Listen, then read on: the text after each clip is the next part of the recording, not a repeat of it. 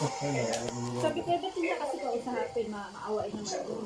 Para kasi Bakit gusto nila umalis? Kaya nga ba?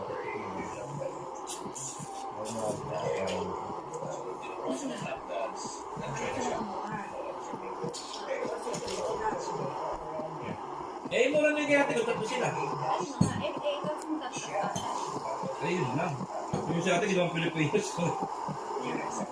Hindi naman ganun dito. Siguro naisip niya, wala akong kickback dun. Para sa mga ano. Marco, may atin yan eh. Kaya yung baka may tingin na silang bahay dyan kanina. Kasi bago magkilay ko, nakita ko sila eh. Makabait sila, nakastop lang sila. Parang may kausap sila. Kasi yung huling likuan nga nasa likod nila yung ano siya siyempre pinag eh si Brian nakita ko pag ganun eh. Sakyan. Napasama ng papa ko yan since 19 ano, yung 51. Kasi Prinsipe K! Matagal sila dyan. 1952 sa Japan. Matagal din sila.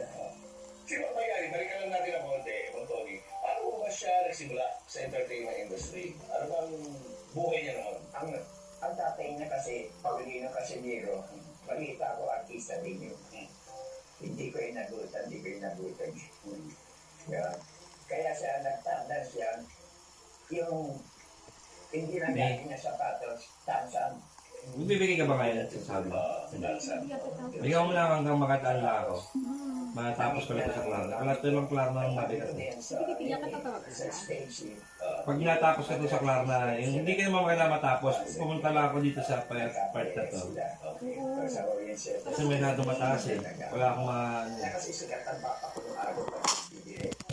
hindi mo naman kala eh. Pag pumunta na lang dito. Pero at that time, napunta na sa Manila Girls na wala na papapagod. Kasi nandito pa yung kay Joe. Paano kayo? Saan kayo napunta? Ako sa papa ko. Yung sister ko na mama ko. Paano na naging ko ng mama ko noon si Tito Rene. Kabayan is... Sino yung ay kano-ano ni Chiquito? Hindi naman. Siya ang panganay. Ang asawa ni Malay mo. Ang papa ko naman, meron kunyari yung pabilo niya doon. Gusto niya ito niya, ano? Minsan may limot ka doon kina, sa nanay mo, sa tatay mo. Yung bahay nila, wala pinag-pinag ako natupunta. Si Chiquito lagi mo nakikita. Nung maliit pa ko kayo,